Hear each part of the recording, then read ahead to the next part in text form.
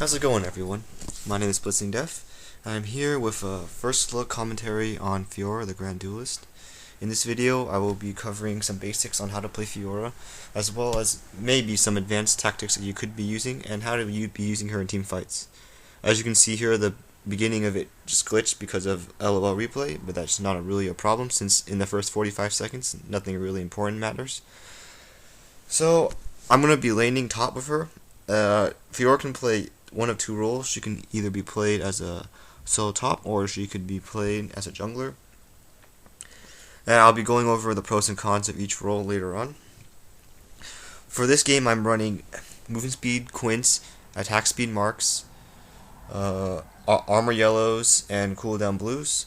However, ideally, you would want to run flat AD Quints, attack AD reds, armor yellows, and some magic resist blues. Now, basic skill rundown for her. Her passive is every time she hits an opponent, she regenerates HP over 6 seconds. This is very key to her. This is as it is her only sustain in the lane. So as a result, you want to be always having that passive run. Now you don't have to auto attack all the time, but you should be auto attacking every 6 seconds. Her first ability is Lunge, and this acts as a gap closer. She can, after you press this button the first time, she can perform another lunge at no mana cost. This is your main tool to harass in the lane, and I'll be going over the harass combo a bit later. Her W is a parry. After using it for the next 1.5 seconds, she will parry the next attack. It will actually block the entire auto attack damage and then deal magic damage back to the target. This can be used on champions, large minions, or monsters in the jungle. Her E is her attack speed steroid. It also gives her bonus movement speed anytime she attracts an opponent.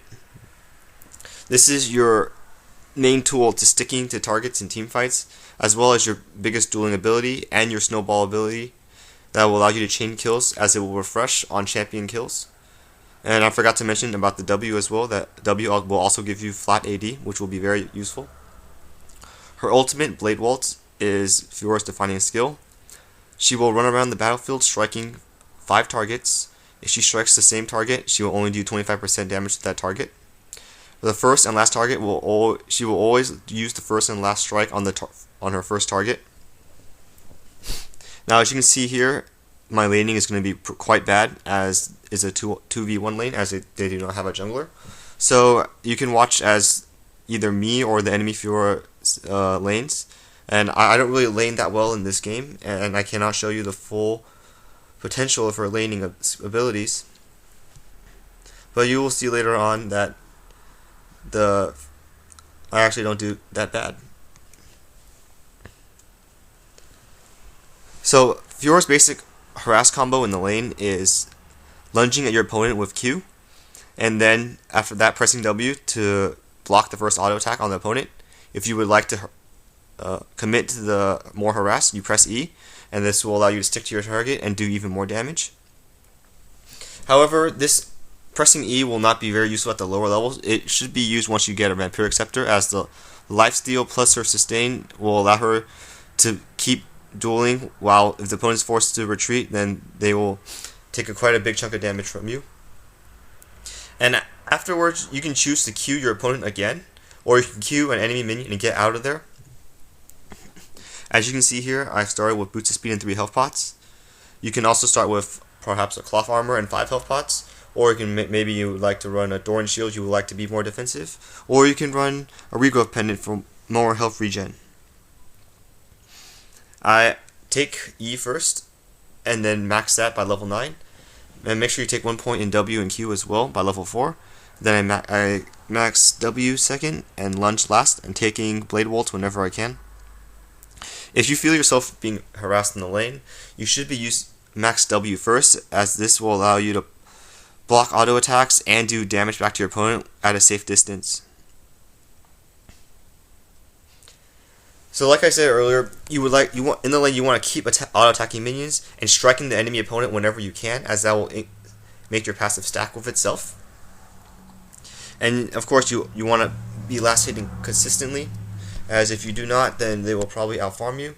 Several solo top characters like Mordekaiser, Rumble, as you can see here, or pretty much anyone with good clearing might prove to be a problem for Fiora, as Fiora has very bad pushing ability at low levels, and she cannot clear out the minion waves as fast as those other AoE characters can.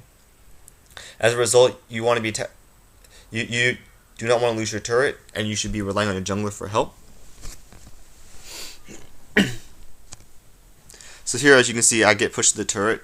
Rumble, actually, if you've been watching, has been doing a very good job of zoning me out, while their Fiora gets their free farm. Fiora's also really good at punishing at the turret, as you will see. I'll show you later on. Because of her E, she allows for a constant poke at her turret. If they ignore you, they will take a lot of damage. And you can see here I'm running Exhaust and Ghost. You could run Cleanse instead of Ghost. I found that quite useful in another game. But Exhaust is pretty much a must, as that will pretty much ensure your victory in one-on-one fights. So here we have Maokai coming up the river for a gank. And so he's sitting in that bush right there. I'm not really sure what he's doing. I don't know why he keeps going around, as there's no ward in the other bush. But anyways, I tag Rumble because I see he's low. And I start attacking him, but Maokai just sits in the bush. And finally he comes up. And then here we take down Maokai quickly. Although not very quickly, actually. I actually exhaust him, but in hindsight I probably should have exhausted their other Fiora, and we could have possibly gotten a double kill there. Anyways, I die there thanks to Fiora, and I come back to the lane after that first death, and I find that Fiora and Rumble are pushing my lane. My second item will be Vampiric Scepter, as a lifesteal from it synergizes very well with your passive. Because Fiora has to auto attack to keep the passive on, the extra lifesteal will help you drastically in your 1v1 fights, as well as helping your sustain so you can stay in lane even longer. Fiora is very good at punishing people at the turret despite not having a CC through her raw damage, and as well as being able to take turrets as well, because her passive actually works when you hit the turret. So when you decide to push a lane, you want to keep that in mind to work in your favor. My second item here will be Wriggles. Wriggles is a very good item on Fiora, especially when you're laning. The lifesteal, armor, and damage, as well as the free ward, will help you stay in the lane even further and win even more matchups. So here I come in to help Ryze gank Brand. And ganking is actually one of the reasons why Fiora isn't as good as a jungler as she should be. Her clearing speed is quite quick, thanks to her E and her W, and she has very good sustain in the jungle thanks to her passive and her W. But the problem is that her ganking, even though she has a gap closer, she lacks any form of hard CC. Actually doesn't even have a slow unless you have red. And her E actually requires you to hit an opponent first before giving you the movement speed bonus. So if you decide to play Fiora as a jungle, you want to keep these things in mind. And as you can see here, Ryze actually managed to Brand managed to finish off Ryze, but I managed to pick off Brand just before he manages to get away. Now, this clip here shows me laning against enemy Fiora, and I thought it'd be nice to put in because it's some nice 1v1 laning rather than the 2v1 laning that you have seen earlier. And so whenever you play Fiora, either as or against, keep in mind, always remember the W. If you are fighting against an enemy Fiora, you want to bait the W first. And because she has it on, there's a higher chance that she will chase you while it's on.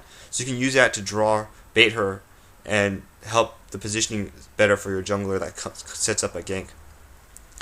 And as well as, you want to time your W too when you're playing as Fiora. You want to watch your opponent carefully and watch the auto attack motion. So right before the auto attack lands, that's when you press W, so you will get off 100% of the time. And you also don't want to be using your R in a 1v1 unless you are guaranteed the kill, as that would kind of be a waste of your ultimate. So Fiora has been compared to Yi, with some people saying that she's a Yi 2.0. I actually disagree with that, and I feel that Fiora her kit suits different needs, as she is not reliant on her ult to be able to get kills. And it's actually one of her basic abilities, which is actually a plus. The only downside is that you can't build Fiora AP, and AP is quite funny. but you should definitely not be building. So here we have the first major team fight in this game. Rumble starts off with an ult, and I use my gap closer over the wall and hit him.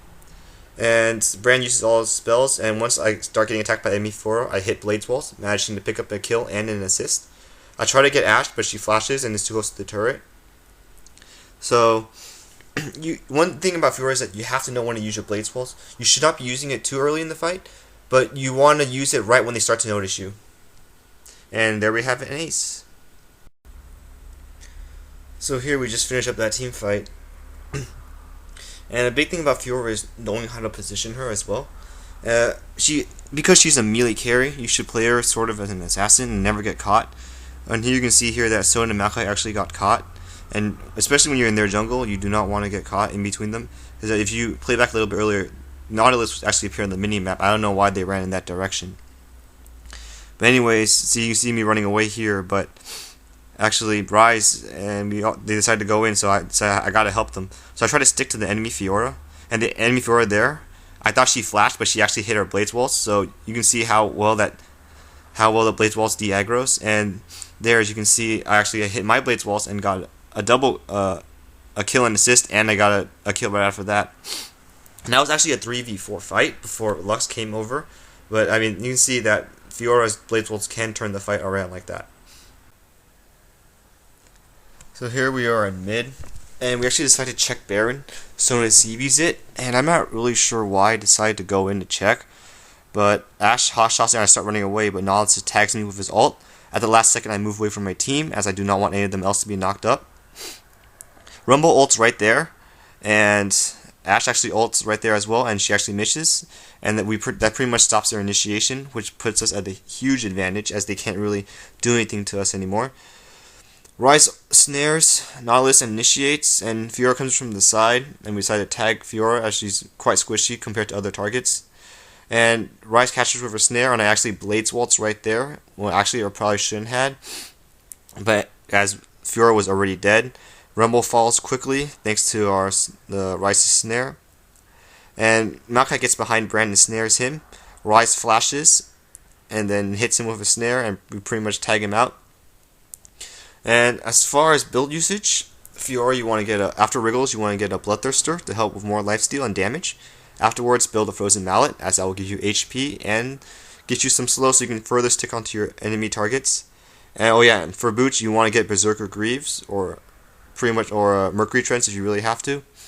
After you finish Frozen Mallet, you're going to want to get an Infinity Edge, as that will help your auto attacks a lot and give you a lot of raw damage. After that, you want to get Last Whisper to help with Armor Pen on your ult. And the last item is really depending on what the enemy team is. Guardian Angel would be a viable choice. Quicksilver Sash is really good on CC heavy teams, and Fam Dancer is really good if you want to become a hyper carry. And some closing notes, my masteries here are 2190, and without question these are the best masteries on Fiora. Anyways, thanks for watching. Feel free to comment, rate, or subscribe to this video.